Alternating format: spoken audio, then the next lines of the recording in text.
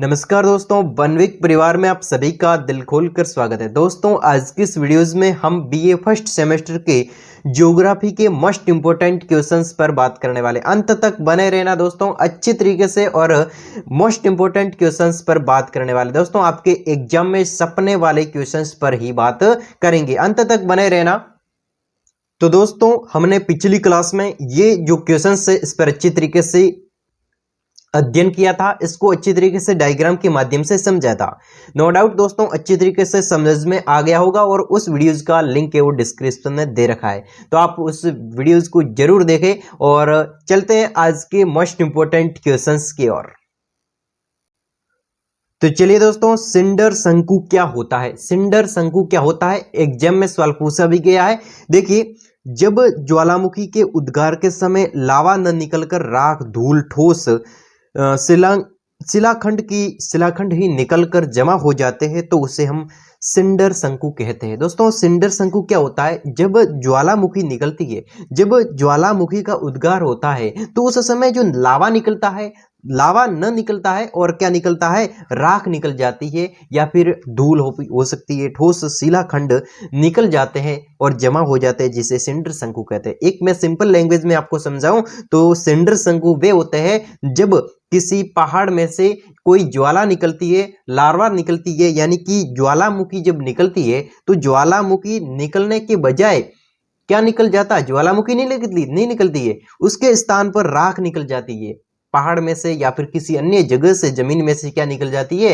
Larva निकलता है और निकल जाती है, राख निकल जाती है, धूल निकल जाती है, ठोस शिलाखंड निकल जाते हैं, तो वही क्या कहलाते हैं? सिंडर शंकु कहलाते हैं। अच्छी तरीके से समझ गए होंगे। सेकंड इंपोर्टेंट क्वेश्चंस पर बात करते हैं। दोस्तों, सेकंड इंपोर्टेंट क्वेश्चंस बनता है कि क्रेटर वीवर झील क्या है? क्रेटर वीवर झील के बारे में आपको लिखना है, ये क्या होती है।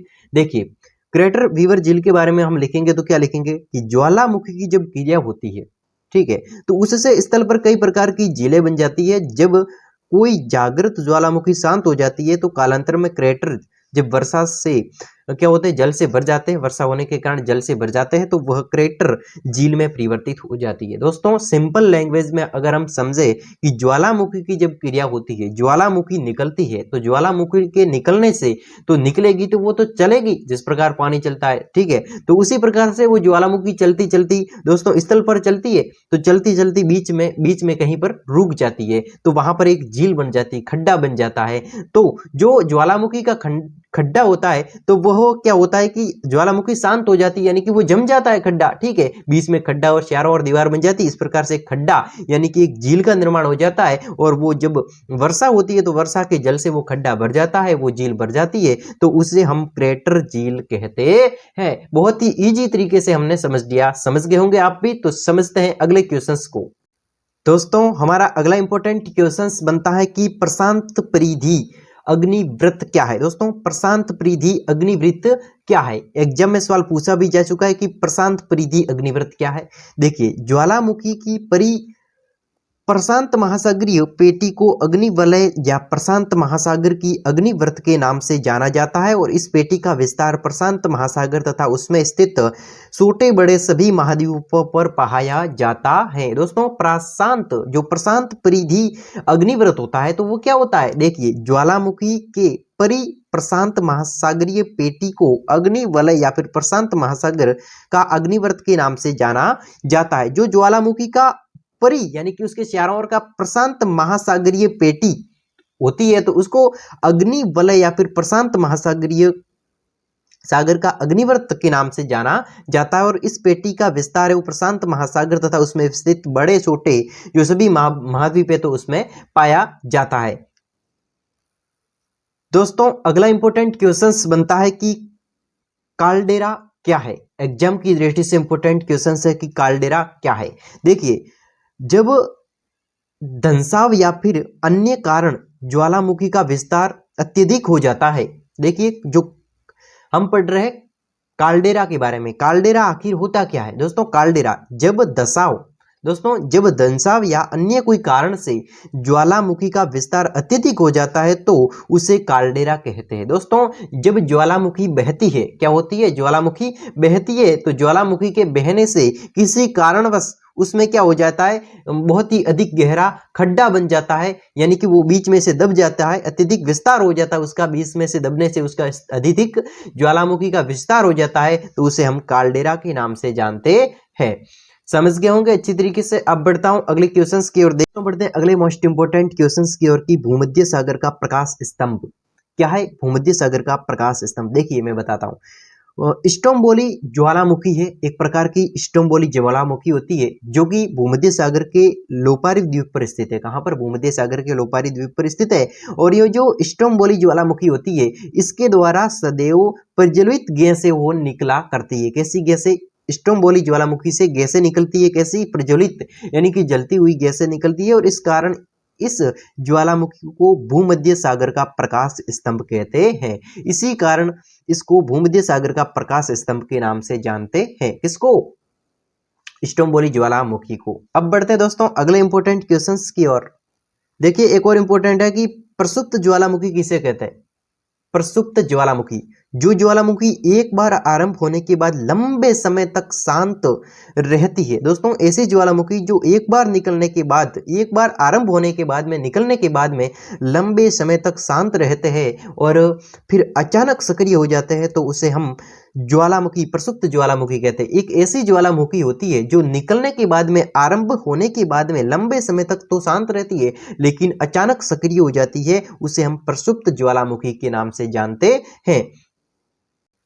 अब दोस्तों अगला इंपॉर्टेंट क्वेश्चंस बनता है कि ब्लॉक पर्वत की परिभाषा दीजिए। ब्लॉक पर्वत की परिभाषा दीजिए। देखिए इसका निर्माण तनाव या खिंचाव की शक्तियों द्वारा होता है। ब्लॉक पर्वत होते हैं, ब्लॉक पर्वत, तो ब्लॉक पर्वत की परिभाषा हमें लिखनी है। तो इसका जो निर्माण है, ब्लॉक पर्वत का निर्माण है, वो तनाव या फिर खिंचाव की शक्तियों द्वारा होता है। जब पहाड़ों की जमीन में तनाव होता है, उसमें क्या होता है कि खींचाव होता है, तो उसके द्वारा, उसकी शक्तियों से ब्लॉक पर्वत का निर्माण होता है। और धरातल में खिंचाव होने से धरातल का एक भाग ऊपर उठ जाता है, जिसे ब्लॉक पर्वत कहते हैं। धरातल में क्या होता है कि खींचा होता है और उसके कारण धरातल का एक भाग है वो ऊपर उठ जाता है, तो जिसे हम ब्लॉक पर्वत के नाम से जानते हैं। तो दोस्तों यही बात थी ब्लॉक पर्वत की।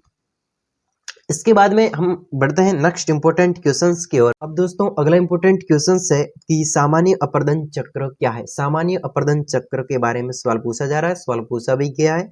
देखिए सन 1899 में अमेरिकन भूगोलवेत्ता विलियम मॉरिसन डेविस ने सामान्य अपरदन चक्र की परिकल्पना का प्रतिपादन किया। डेविस के अनुसार पृथ्वी की सतह पर स्थलाकृतियों का निर्माण विकास ऐतिहासिक क्रम में होता है।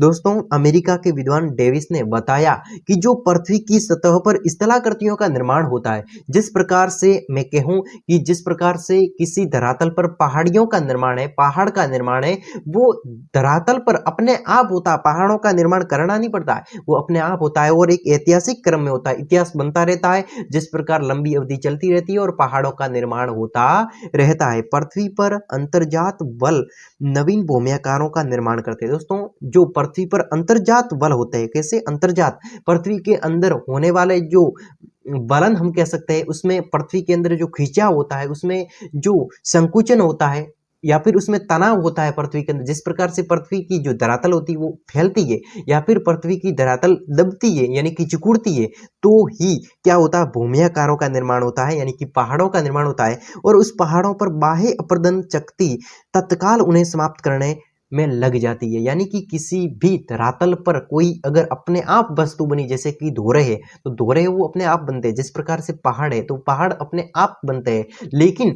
पहाड़ों पर जो नदी बहती है, पहाड़ों पर जो झरने बहते हैं, तो वो उसे समाप्त करने के लिए उस पहाड़ों को घिसते रहते हैं। इन दोनों अंतर्वलन संघर्ष, इन दोनों में यानी कि पहाड़ और झरनों में अंतर्वलन संघर्ष चलता रहता है और अतः विषमताओं युक्त भाग को समतल प्राय मैदान में बदल दिया जाता है। जो विषमता युक्त भाग है उसको समतल भागों में बदल दिया जाता है। यानी कि जैसे कि कोई पहाड़ है, ठीक है, तो उस पर पहाड़ पर लगातार झरना बहता रहेगा, तो वो पहाड़ है वो एक दिन समतल में बदल जाएगा। अतः अपरदन चक्र वह अवधि होती है तथा अवस्था होती है जिसमें उठा हुआ कोई भी भाग है, जैसे कि पर्वत है वो उठा हुआ भाग है, ठीक है, उसका अपक्षय होता है, उसका खपत होता है, उसका टूटना होता है तथा अपर्दन होता है, उसका छोटे छोटे भागों में अपर्दन होता है, टूटना होता है, द्वारा समतल प्राय मैदान में बदल दिया जाता है। किसी उभरे हुए भाग को अपक्षय द्वारा, अपर्दन द्वारा समतल मैदान में बदल दिया जाता है।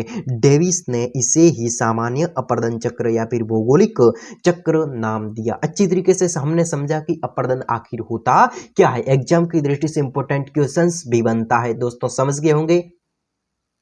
तो देखिएगा दोस्तों, अगला इंपॉर्टेंट क्वेश्चंस बनता है कि अनाच्छादन को परिभाषित कीजिए। दोस्तों अनाच्छादन होता क्या है, इसको हमें परिभाषित करने के लिए ये बोल रहा है, अनाच्छादन को परिभाषित कीजिए। देखिए, मोटे तौर पर सेलों को तोड़ मरोड़ कर धरातल को समतल बनाने वाली क्रिया अनाच्छादन कहलाती है। दोस्तों अनाच्छादन आखिर होता क्या है, अनाच्छादन एग्जाम की दृष्टि से इंपॉर्टेंट क्वेश्चंस बनता है। अनाच्छादन की परिभाषा देखिए, देखिए मैं आपको समझाता हूं। मोटे तौर पर, हम मोटे तौर पर देखें, बड़े बड़े तौर पर देखें, सीधे सीधा देखें तो सेलों यानी कि पर्वतों को तोड़ मरोड़ कर धरातल को समतल बनाने की क्रिया अनाच्छादन कहलाती है। अगर कहीं पर हमें धरातल का निर्माण करना है, जैसे कि कोई पहाड़ों वाली जमीन है, ऐसी जमीन है जहां पर पहाड़ खड़े हुए हैं, लेकिन उसमें हमें किसी हम कहें कि मकान का निर्माण करना है, किसी फैक्ट्री का निर्माण करना है पहाड़ों वाली भूमि में, ठीक है, तो पहाड़ों को काट कर समतल करना पड़ेगा, तब ही जाकर हम वहां पर मकान या फिर फैक्ट्री बना पाएंगे, ठीक है।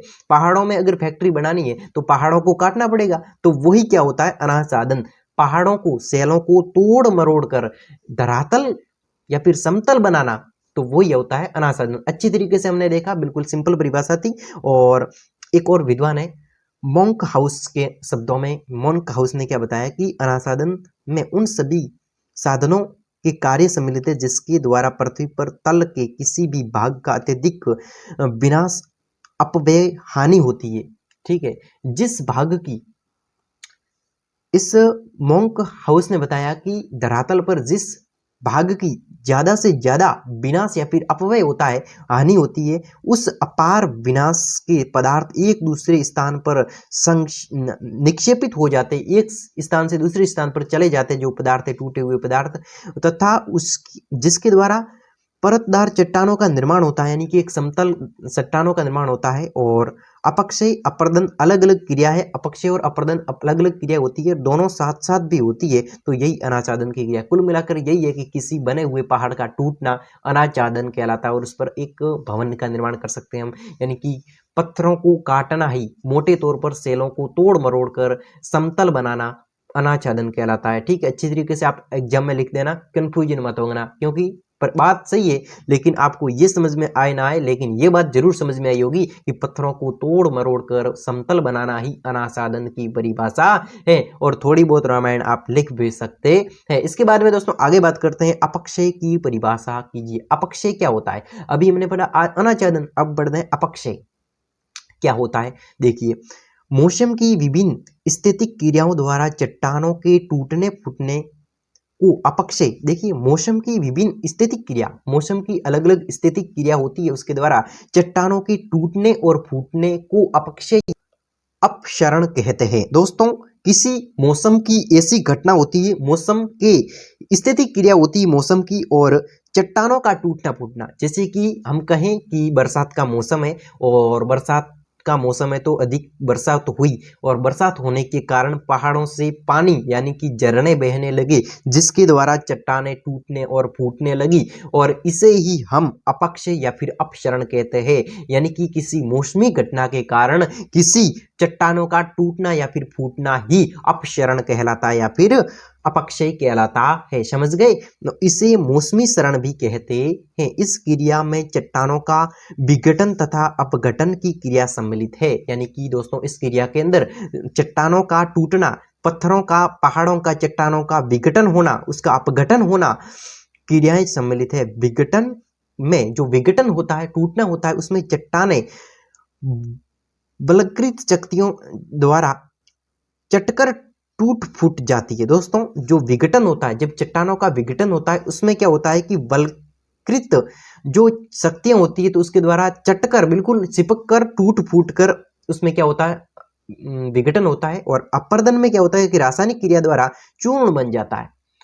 दोस्तों जब चट्टानों का विघटन होता है तो उसमें बड़े बड़े पत्थरों के रूप में चट्टान टूटती है, उसमें टूट फूट होता है तो उसे हम विघटन कहते हैं।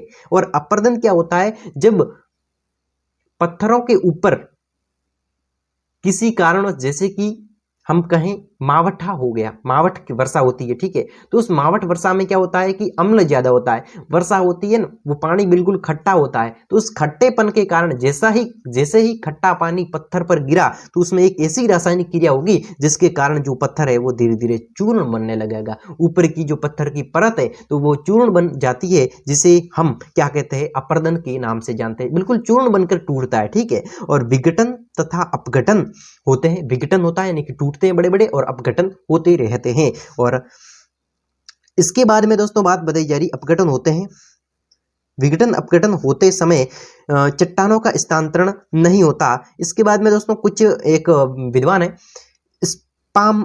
स्पामर्स महोदय के शब्दों में प्राकृतिक कारकों, दोस्तों प्राकृतिक कारकों द्वारा अपने ही स्थान पर चट्टानों का भौतिक और रासायनिक विधि द्वारा विघटन और अपघटन अपक्षय होता है। दोस्तों एक विद्वान है स्पामर्स के अनुसार क्या है कि प्राकृतिक कारकों के द्वारा उसी स्थान पर, जिस स्थान पर जो पहाड़ स्थित है, तो उस चट्टानों का भौतिक और रासायनिक विधि के द्वारा विघटन होना, उसका टूटना, और अपघटन होना, उसका चूर्ण बनना अपक्षय कहलाता है। चट्टानों का टूटना किसी प्राकृतिक, किसी मौसमी कारकों के द्वारा चट्टानों का रासायनिक और भौतिक विघटन और अपघटन ही अपक्षय कहलाता है। अच्छी तरीके से मैंने आपको समझा दिया। अब बढ़ता हूं अगले क्वेश्चंस की ओर। अब दोस्तों अगला इंपॉर्टेंट क्वेश्चंस बनता है कि अपघर्षण क्या होता है। एग्जाम की दृष्टि से वेरी इंपॉर्टेंट क्वेश्चंस, अपघर्षण क्या होता है। देखिए अपर्दन में जो अपर्दन होता है, जो किसी चट्टान का चूर्ण बनना होता है, जब किसी कोई चट्टान चूर्ण बनती है तो उसे हम अपर्दन कह सकते हैं, ठीक है। अपर्दन में भाग लेने वाली प्रमुख क्रियाओं में से एक अपघर्षण भी है। किसी अपघर्षण यानी कि आपस में घर्षण होता है तो उसके द्वारा एक अपर्दन होता है।